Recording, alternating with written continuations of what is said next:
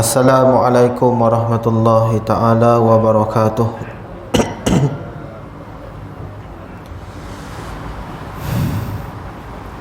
A'udzu billahi minasyaitonir rajim. Bismillahirrahmanirrahim.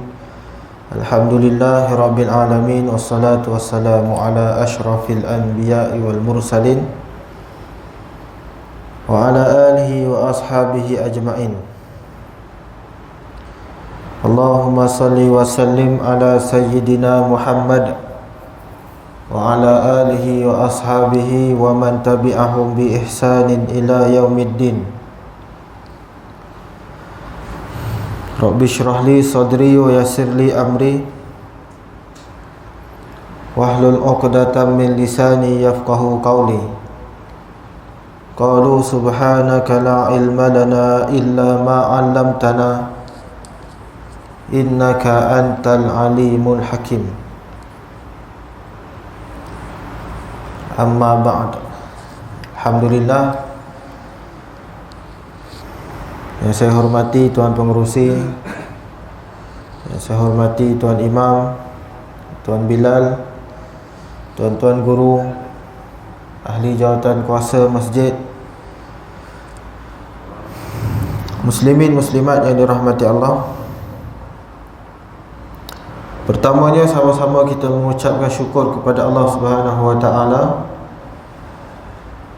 Pada malam ini Allah telah memberikan kepada kita kesempatan untuk sama-sama kita datang ke rumah Allah, sama-sama kita duduk dalam majlis ilmu, kita berniat iktikaf dalam rumah Allah. Alhamdulillah, syukur kepada Allah Subhanahu wa ta'ala. Allah kurniakan nikmat yang paling besar, nikmat iman dan juga nikmat Islam. Tuan-tuan muslimin muslimat yang dirahmati Allah, insya-Allah pada malam ini kita sambung kitab Riyadhus Shalihin Imam An-Nawawi rahimahullahu ta'ala. Tajuk malam ini iaitu berkaitan dengan kelebihan zikir dan kelebihan syukur. Kelebihan zikir dan syukur kepada Allah.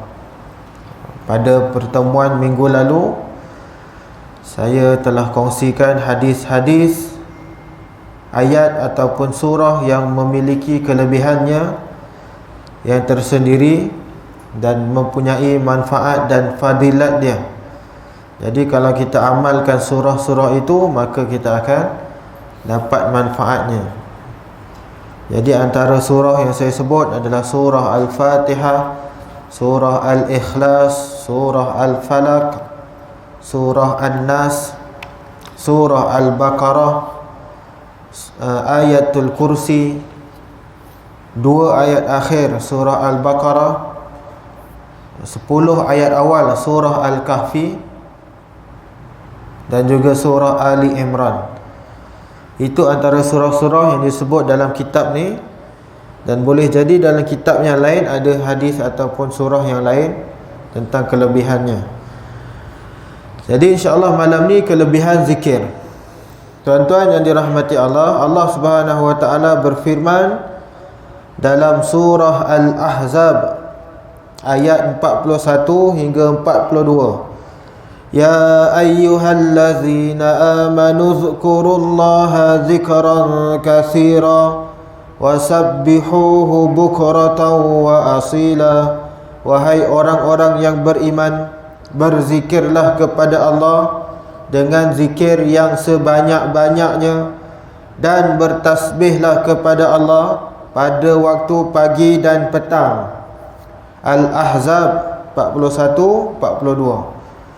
Juga dalam surah Ali Imran ayat 190 hingga 191,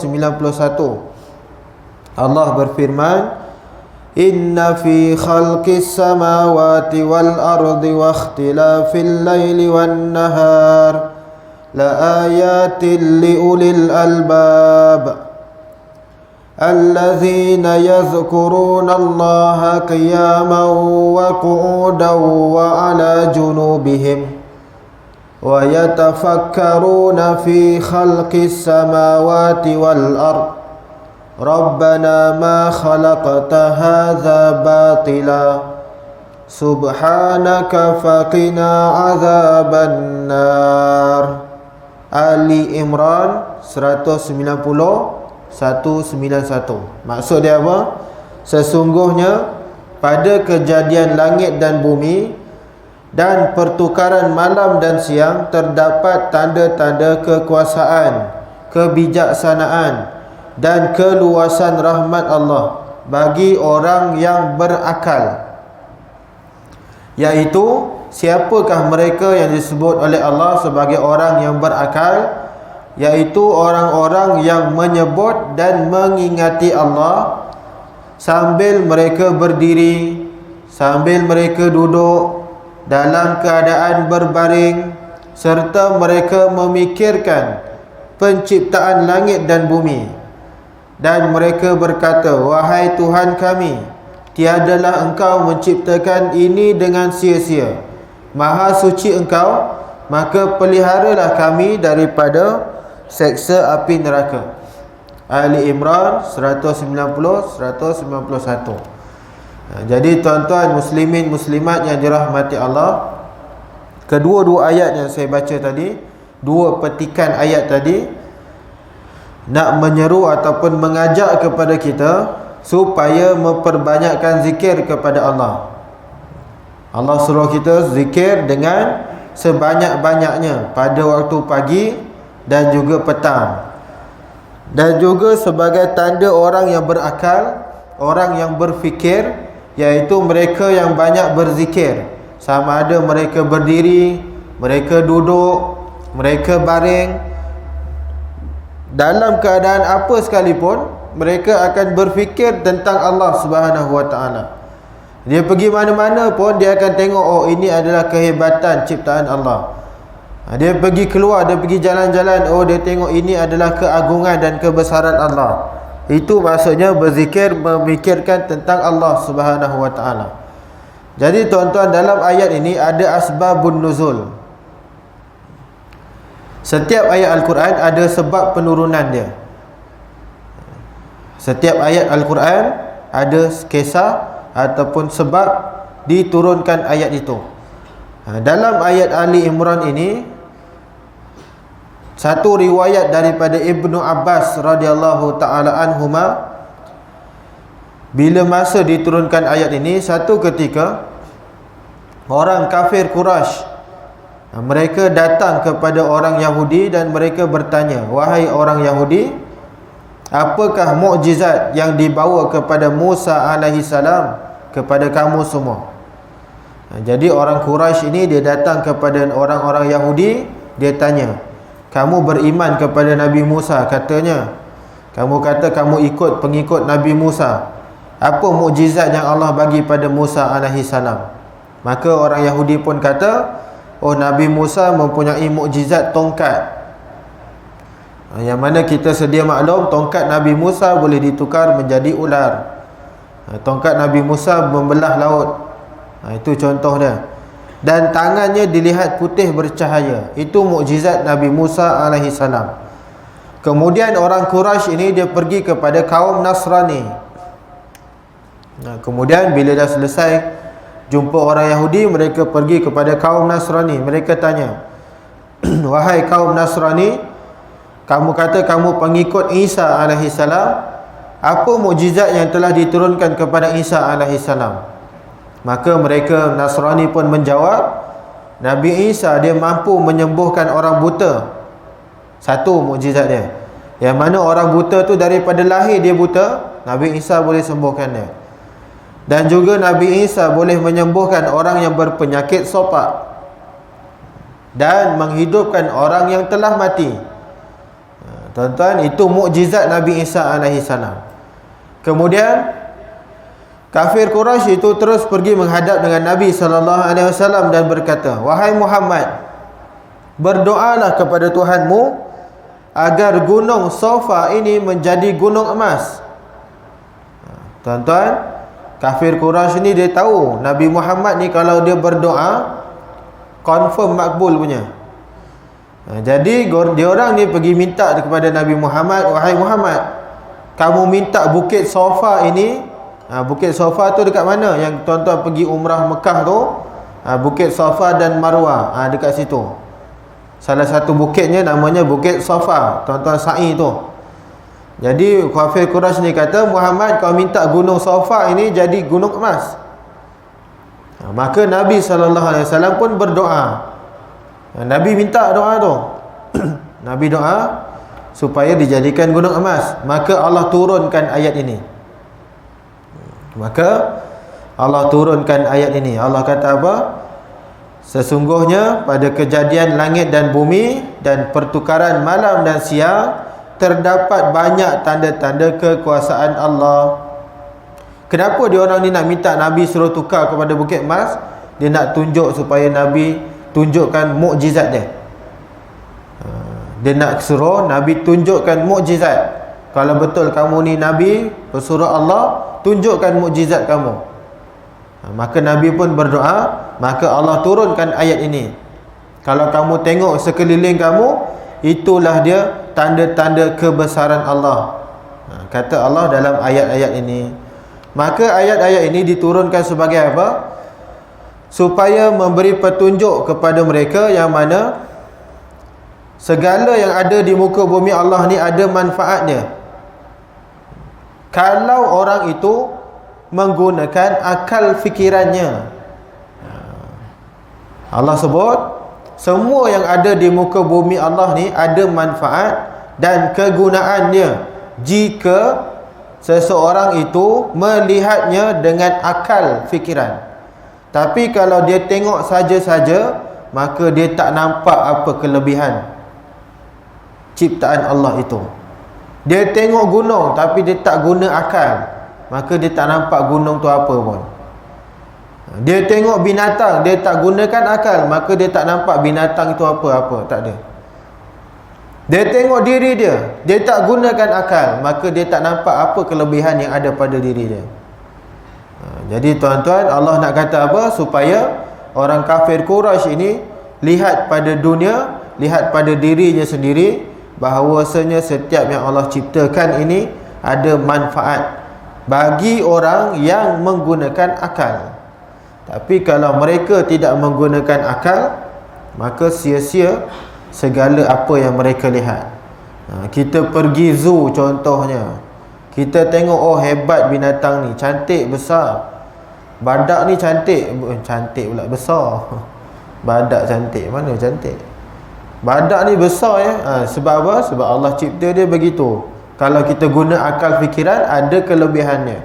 Kenapa badak dikurniakan Allah tanduk? Ada kelebihan dia. Kenapa harimau boleh lari laju? Jadi kita fikir guna akal, ada kelebihan dan manfaatnya. Tapi kalau kita tengok sekadar, oh harimau ni pemalas, tidur aja, maka tak dapat apalah kita pergi zoo tu. Dapat penat saja. Tuan-tuan, sebab tu kita pergi mana sekalipun, kita tengok semua yang Allah cipta ada manfaat. Sebab itu Allah sebut dalam ayat ni, Rabbana ma khalaqta hadza batila, sesungguhnya engkau tidak menciptakan sesuatu itu dengan sia-sia. Allah tak akan ciptakan semua yang ada di muka bumi ni sia-sia. Allah dah sebut dengan jelas. Tuan-tuan yang dirahmati Allah, sebab apa? Sebab Allah sebut manusia dan binatang ni semuanya, semua yang ada di muka bumi ni, makhluk Allah ini, semuanya sentiasa bertasbih dan berzikir kepada Allah. Bukan setakat manusia sahaja, tapi binatang juga berzikir, bertasbih kepada Allah. Batu pun berzikir, bertasbih kepada Allah. Tumbuh-tumbuhan berzikir dan bertasbih kepada Allah. Sebab itu semuanya tidak sia-sia. Dalam satu ayat Al-Quran, surah Al-Isra ayat 44, Allah sebut, tusabbihu lahu samawatu sab'u wal ardu wa man fihin. Langit yang 7 dan bumi serta sekalian makhluk yang ada padanya sentiasa mengucap tasbih bagi Allah. Wa in min syai'in illa yusabbihu bihamdih.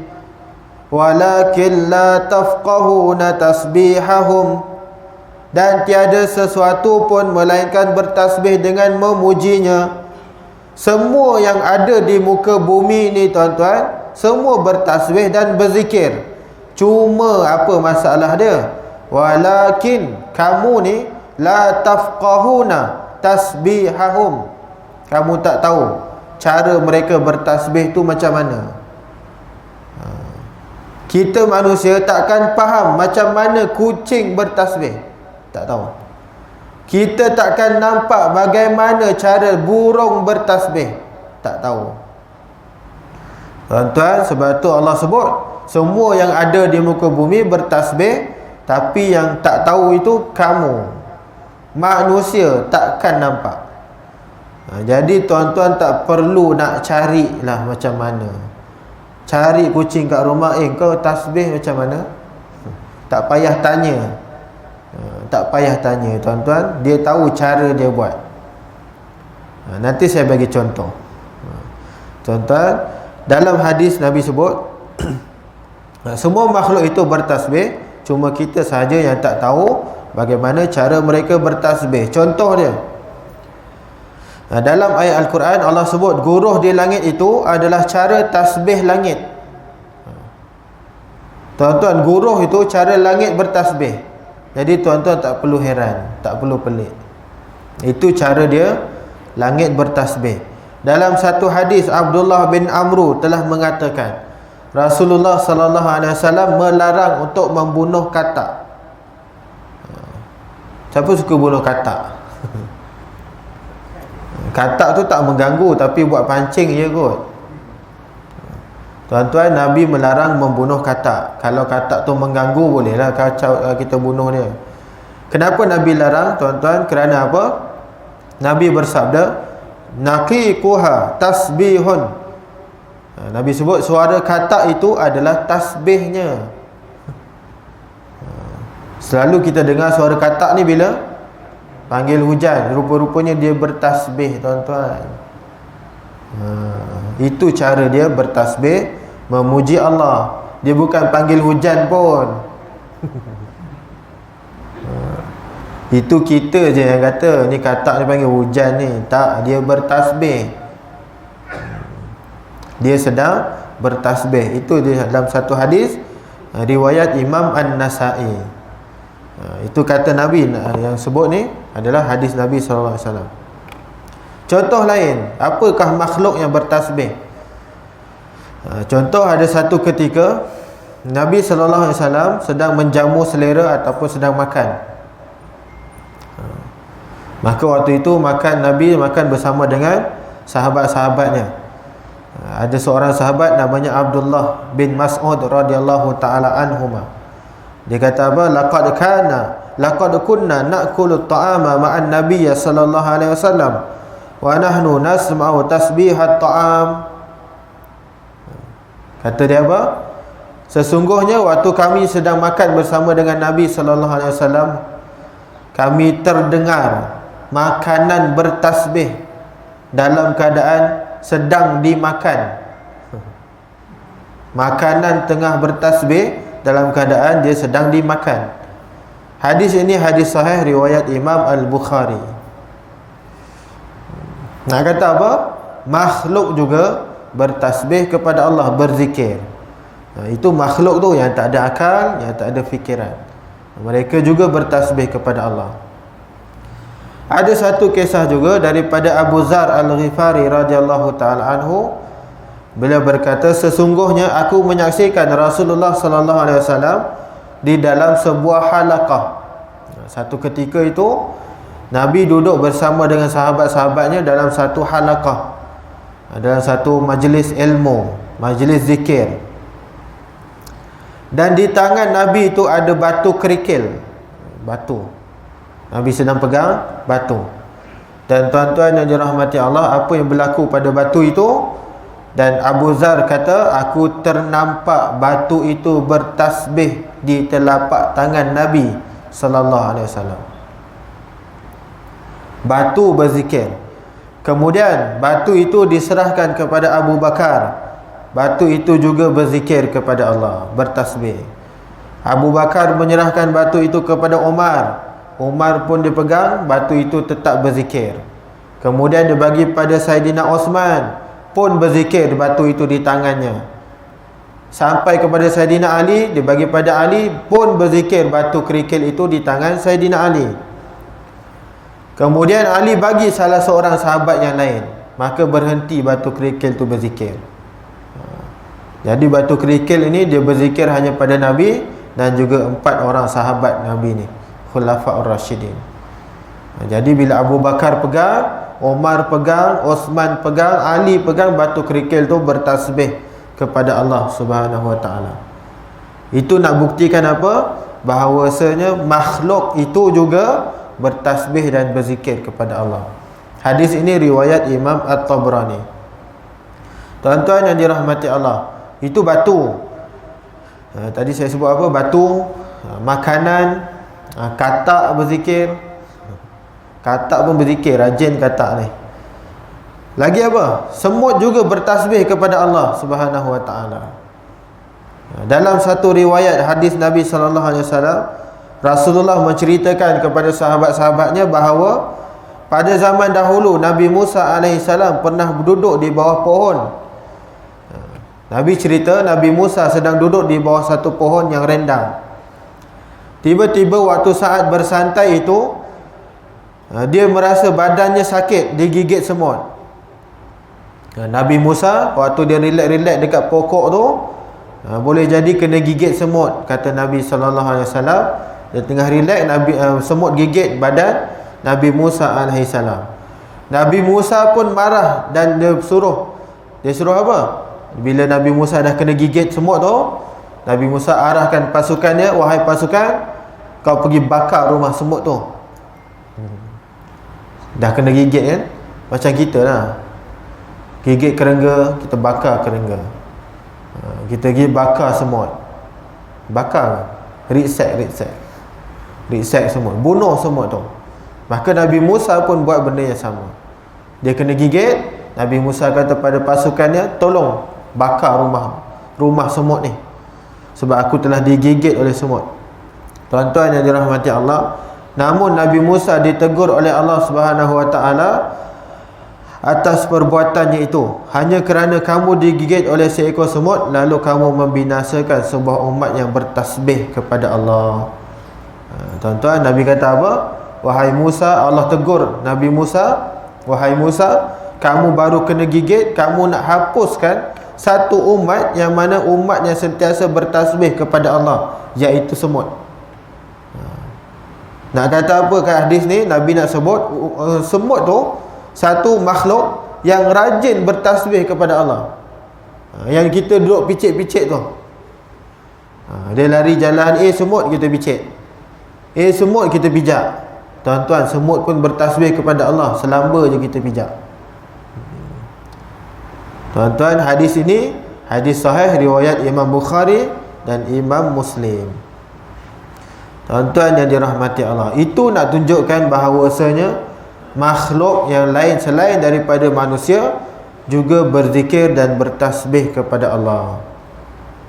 Juga berzikir dan bertasbih kepada Allah. Banyak lagi contoh-contoh lain dalam Al-Quran. Contohnya burung. Burung macam mana cara dia berzikir, bertasbih? Kata dalam Al-Quran, bila dia terbang dan dia bunyi tu, itulah dia berzikir kepada Allah. Waktu dia terbang dan berbunyi itu. Tuan-tuan, itu cara burung zikir. Cuma apa? Saya sebut tadi, mereka, yakni manusia, tak faham. Nampak katak ni berbunyi, apa katak bunyi ni? Tuan-tuan, katak berzikir. Burung ni bising je, burung ni. Burung tu berzikir. Dia bukan bising apa pun. Tuan-tuan yang dirahmati Allah, itu cara mereka berzikir kepada Allah, bertasbih kepada Allah. Dan banyak lagi contoh-contoh dan juga kajian-kajian saintifik tentang tumbuh-tumbuhan, haiwan, dia berzikir, berkomunikasi. Contohnya ada satu kajian tentang ikan. Ada satu kajian yang dia rekodkan tentang ikan, yang mana ikan juga dia boleh berkomunikasi, dia boleh bercakap sebenarnya. Yang kita tahu ikan boleh cakap apa? Ikan lumba-lumba saja. Rupa-rupanya ikan-ikan lain juga boleh berkomunikasi sesama mereka, dan juga boleh berzikir, juga bertasbih kepada Allah. Tuan-tuan, itu semua adalah kebesaran Allah. Sebab itu Allah sebut Rabbana ma khalaqta hadza batila. Tidak Allah ciptakan semua yang ada di muka bumi ini sia-sia. Semuanya ada tugasan dan sentiasa bertasbih, berzikir kepada Allah. Jadi tuan-tuan yang dirahmati Allah, itu contoh-contoh makhluk yang sentiasa berzikir. Kita boleh tengok hadis Nabi yang pertama. Hadis daripada Abu Hurairah radhiyallahu taala anhu, anna Rasulullah sallallahu alaihi wasallam qala, yaqulullahu ta'ala ana 'inda dhanni 'abdi bi wa ana ma'ahu idza zakarani fa idza zakarani fi nafsihi zakartuhu fi nafsi wa in zakarani fi mala'in zakartuhu fi mala'in khairin minhum. Bahawasanya Rasulullah sallallahu alaihi wasallam telah bersabda, Allah Subhanahu wa taala berfirman, aku sesuai dengan sangkaan hamba-Ku kepadaku, dan aku tetap bersamanya apabila dia mengingati aku. Allah sebut apa? Wa ana ma'ahu idza zakarani. Aku tetap bersamanya apabila dia mengingati aku. Jika kita ingat kepada Allah, Allah sentiasa bersama dengan kita, tuan-tuan. Maka Allah sebut dalam hadis kursi ini, jika dia mengingatiku dalam dirinya, aku akan mengingatinya dalam zatku. Jika dia mengingatiku dalam sebuah kumpulan, aku akan mengingatinya di dalam kumpulan yang lebih baik daripada mereka. Jadi tuan-tuan, sebab tu kalau kita ingat kepada Allah, Allah lebih ingat kepada kita. Kalau kita sentiasa berzikir kepada Allah, Allah sentiasa ingat kepada kita, tuan-tuan. Tapi tak sama kalau kita ingat rindu pada manusia, tak. Kadang-kadang kita rindu dia, tapi dia tak rindu kita pun. Beza dengan Allah. Beza dengan Allah. Kita mesej dia, rindu lah nak jumpa. Aku tak rindu kau pun, kau apa hal? Tepuk sebelah tangan nama dia. Itu kalau kita sesama manusia. Tapi kalau kita dengan Allah, kita sentiasa ingat Allah, Allah sentiasa ingat kita.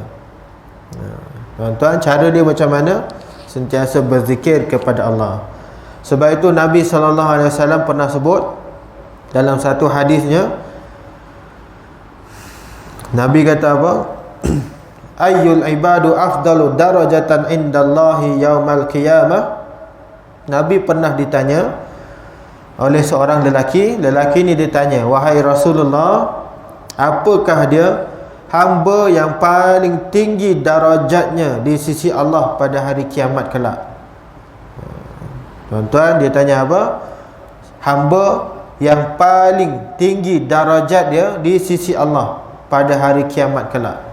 Maka apa kata Nabi SAW? Qala az-zakirunallaha katsiran. Hamba yang paling tinggi darajat di sisi Allah ialah orang yang paling banyak mengingati Allah, orang yang banyak berzikir kepada Allah. Dialah hamba yang paling utama di sisi Allah.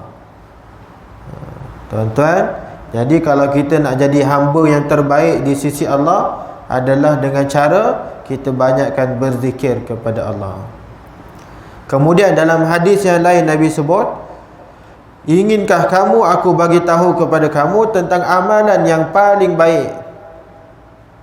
Kata Nabi, kalau kamu nak tak kalau aku bagi tahu kepada kamu amalan yang paling baik, amalan yang paling bersih di sisi Tuhan, paling diangkat darajat kamu, lebih baik untuk kamu daripada membelanjakan emas dan perak, lebih baik untuk kamu daripada kamu berdepan dengan musuh dan membunuh musuh itu. Nabi nak kata apa? Amalan ini lebih baik daripada kita bunuh musuh, lebih baik kita mengeluarkan infak dengan emas dan perak, lebih baik amalan untuk kita mengangkat darajat oleh Allah. Amalan ini adalah amalan yang lebih baik daripada semua tu.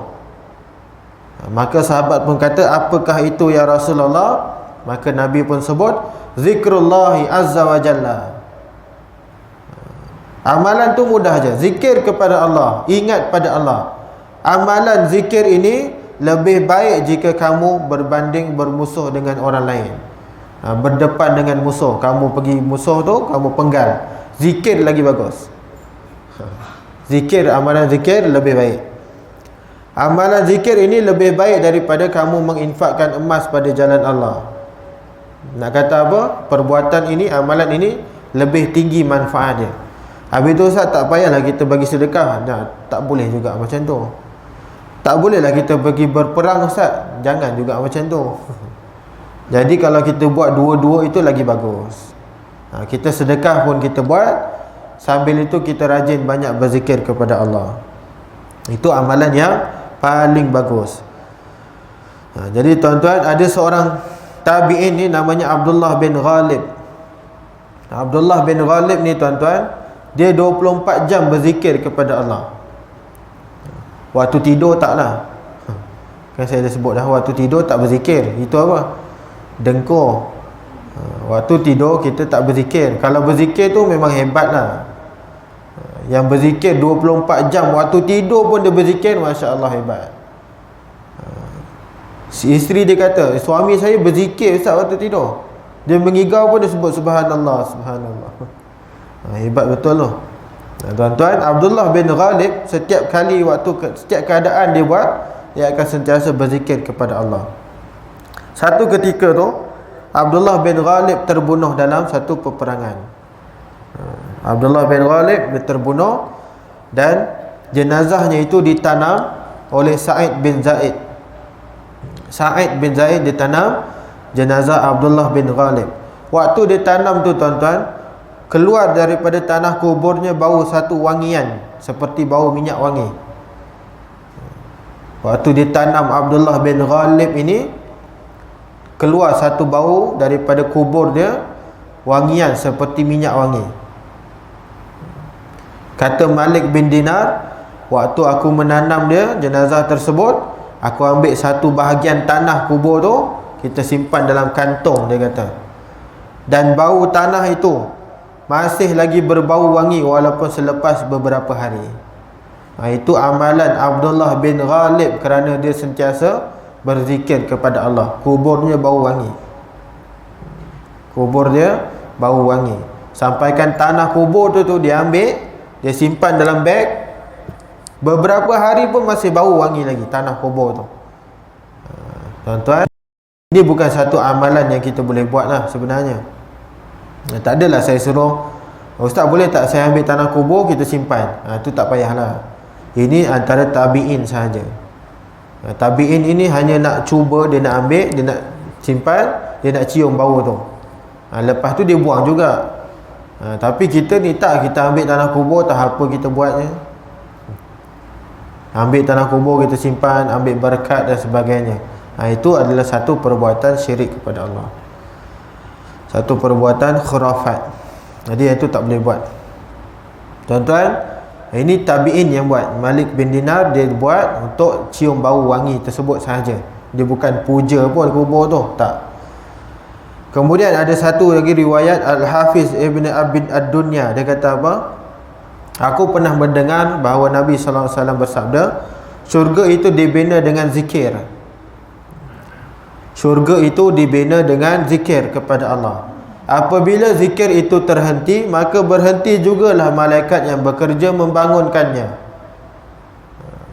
Syurga itu terbina dengan zikir. Kalau zikir itu berhenti, maka berhentilah pembinaan tersebut. Maka mereka ditanya, malaikat ni ditanya, kenapa kamu berhenti bekerja? Malaikat pun menjawab, kami sedang menunggu bahan-bahannya, iaitu apa? Zikir kepada Allah. Zikir kepada Allah. Jadi tuan-tuan yang dirahmati Allah, sebab tu Nabi dan juga Allah Subhanahu Wa Taala menggalakkan kepada kita supaya sentiasa berzikir kepada Allah. supaya berzikir kepada Allah. Kemudian Nabi sebut dalam hadis daripada Aisyah radhiyallahu taala anha, beliau berkata, kana Rasulullah sallallahu alaihi wasallam yazkurullaha ala kulli ahyanih. Rasulullah sentiasa berzikir kepada Allah dalam setiap waktunya.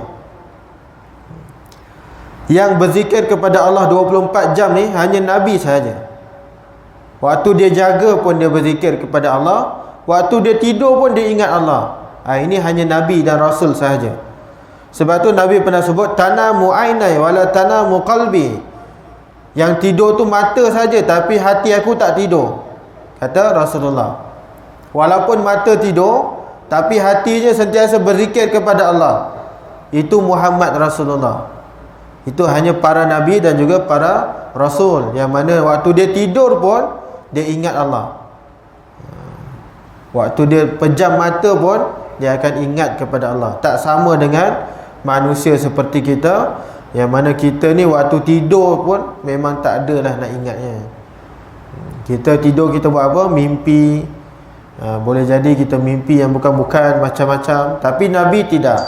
Nabi dalam tidurnya pun dia sentiasa berzikir kepada Allah. Tuan-tuan yang dirahmati Allah. Kemudian Nabi sebut dalam satu hadis daripada Abu Musa radhiyallahu taala anhu, an Nabi sallallahu alaihi wasallam qala, masalul ladzi yazkuru rabbahu wal ladzi la yazkuruh masalul hayy wal mayyit. Kata Nabi, perumpamaan orang yang ingat Allah dan orang yang tidak ingat Allah. Apa perumpamaan dia? Seperti orang yang hidup dengan orang yang mati. Orang yang sentiasa ingat Allah, ia seperti orang yang hidup. Orang yang tidak ingat kepada Allah, ia seperti orang yang mati. Tuan-tuan, itu perumpamaan yang diberikan oleh Nabi. Sebab itu ada satu kata-kata ulama, dia kata apa? Peranan zikir Allah ini,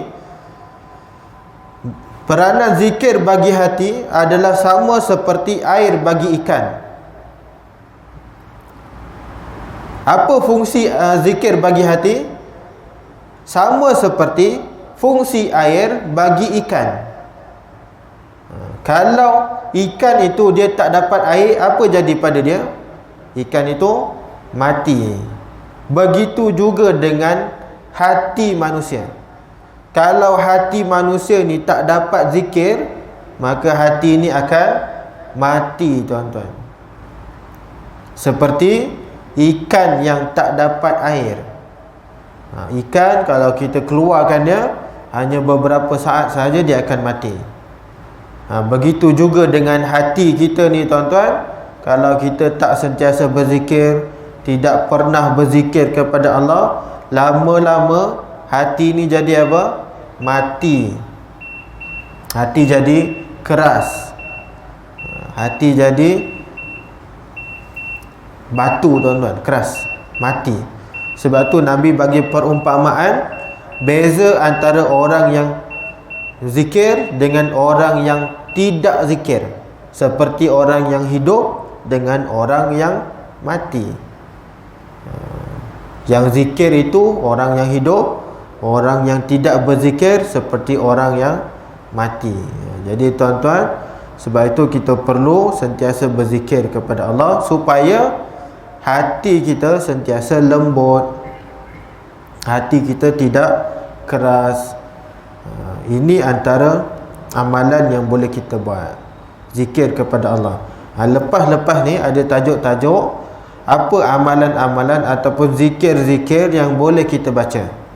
Lepas ni zikir pada waktu pagi dan petang, zikir pada waktu tidur, zikir pada waktu mimpi, zikir yang tidak terikat dengan waktu dan sebagainya. Nanti saya akan bagi contoh-contoh zikir yang disebut dalam hadis Nabi sallallahu alaihi wasallam. Yang disebut dalam hadis. Boleh jadi zikirnya lagi banyak, hadis-hadis lain banyak, tapi dalam kitab ni hanya beberapa hadis sahaja. Yang ini pun boleh kita amalkan, insya-Allah. Jadi tuan-tuan yang dirahmati Allah, untuk akhirnya ada satu kisah Kisah yang masyhur tentang dua orang sahabat yang mana dua orang sahabat ni hati dia sentiasa ingat kepada Allah. Dua orang sahabat ni hati dia sentiasa berzikir kepada Allah, sentiasa ingat kepada Allah. Dua orang sahabat yang berlaku ketika mana perang Uhud pada tahun ketiga Hijrah. Perang Uhud tahun ketiga Hijrah. Sahabat itu seorang namanya Sa'ad bin Abi Waqqas dan seorang lagi Abdullah bin Jahshi. Seorang Sa'ad, seorang lagi Abdullah. Dua orang ni mereka ni menyertai satu perang namanya perang Uhud. Tuan-tuan yang dirahmati Allah, satu ketika tu mereka berdua ni berkumpul. Dia orang duduk di satu tempat yang terpencil, yang tak ada orang tahu. Dia duduk dua orang. Dia duduk Sa'ad bin Abi Waqqas ni dengan Abdullah ni. Dia duduk dua orang ni. Dia kata apa? Sambil berdoa. Mula-mula Sa'ad bin Abi Waqqas berdoa. Dia doa kepada Allah, ya Allah, dalam perang Uhud nanti pertemukanlah aku dengan musuh yang paling buas dan jahat. Tengok tuan-tuan, sahabat Nabi ni dia minta musuh yang paling kuat. Kalau boleh dia nak jumpa dengan bos dia, paling kuat aku nak lawan Sa'ad bin Abi Waqqas. Aku akan melawannya dan berikan aku kemenangan, kata Sa'ad bin Abi Waqqas. Kata Sa'ad, ya Allah, jumpakanlah aku dengan musuh yang paling ganas, musuh yang paling jahat, dan aku nak lawan dengan dia, dan bagilah aku kemenangan dalam perlawanan itu. Kemudian Abdullah bin Jahshi pun mengaminkan doa itu. Wahai Sa'ad, aku doa aminkan, aku aminkan permintaan kamu. Dan Abdullah bin Jahshi pun berdoa juga kepada Allah, ya Allah, dalam perang Uhud nanti kau pertemukanlah aku juga dengan musuh yang kuat dan ganas. Dan ada tambahan doa Abdullah bin Jahshi ni. Dia kata apa? Wahai Allah, bila dah jumpa musuh yang kuat dan ganas tu, kemudian aku minta kepada Allah supaya aku gugur di tangannya. Terbalik. Sa'ad bin Abi Waqqas dia minta supaya dia menang. Abdullah bin Jahshi dia minta apa? Supaya dia kalah. Masya Allah.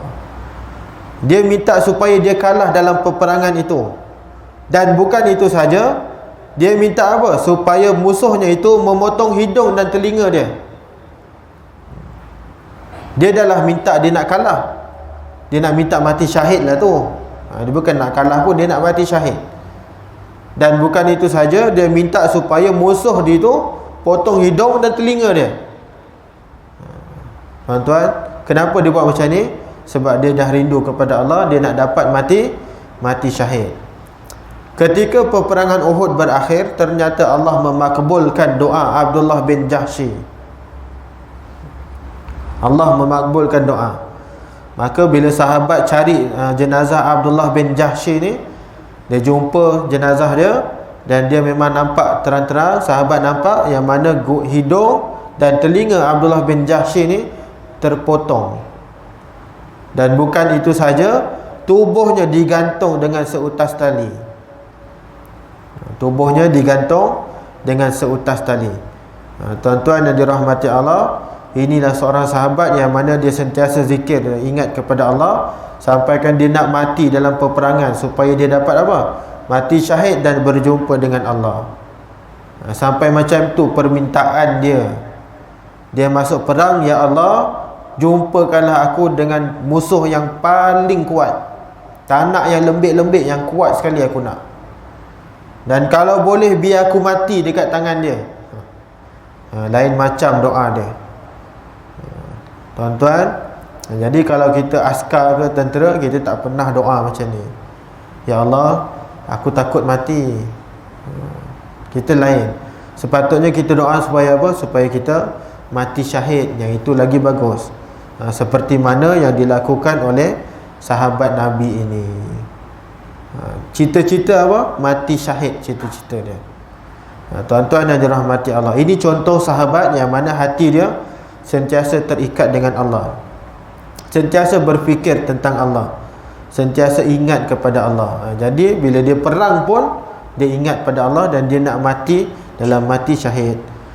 Tuan-tuan muslimin muslimat yang dirahmati Allah, insya-Allah nanti kita akan sambung tajuk berkaitan dengan zikir ataupun doa pada waktu pagi dan petang.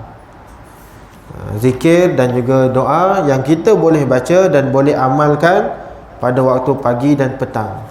Banyak aja zikir-zikir yang kita boleh baca. Tuan-tuan boleh buka zikir maksurat dan sebagainya. Itu antara contoh-contohnya. Contoh-contoh. Dan kemudian kita akan masuk zikir berkaitan dengan tidur. Sebelum tidur ada doa dan juga zikir yang kita boleh buat. Nanti kita akan masuk tajuk tersebut, insya-Allah. Jadi tuan-tuan yang dirahmati Allah, sekadar itu saja untuk malam ni. Yang baik datang daripada Allah, yang lemah, yang kurang datang pada saya sendiri. Aqulu qawli hadza astaghfirullahal azim li wa lakum wa billahi taufiq wal hidayah. Wassalamualaikum warahmatullahi wabarakatuh. A'udzu billahi minasyaitonir rajim. Bismillahirrahmanirrahim. Alhamdulillahirabbil alamin. Wassalatu wassalamu ala asyrafil anbiya wal mursalin wa ala alihi wa sahbihi ajma'in. Allahumma rzuqna mutaba'atin nabiy sallallahu alaihi wasallam awalan wa akhiran wa zahiran wa batinan wa qalan wa fi'lan wa ibadatan wa amalan salihan. Allahumma faqihna fid din wa 'allimna at-ta'wil. Rabbana atina fid dunya hasanah wa fil akhirati hasanah wa qina azaban nar. Wa sallallahu ala sayyidina Muhammad wa ala alihi wa sahbihi wa sallam. Walhamdulillahi rabbil alamin. Taqabbalallahu minkum.